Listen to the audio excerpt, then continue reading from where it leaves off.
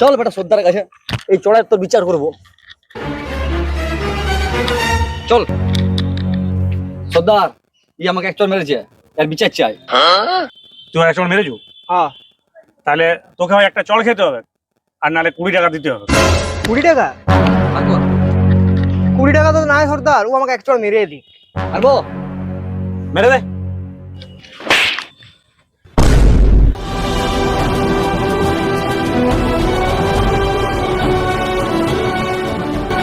বিচার পেলি তুই? এটা কি হলো? আরে সর্দারজি, হ্যাঁ? তখন আমার কাছে পয়সা পাতি থাকে না, ওই জন্য তোমার 3টার জন্য 60 টাকা আর ইয়ার 2টার জন্য 40 টাকা তোমরা দুজনে মিলে ভাগ করে নিয়ে নিবে। লে। তাহলে কি তখন ভাগ হবে? ও 40 টাকা তুই নিলে?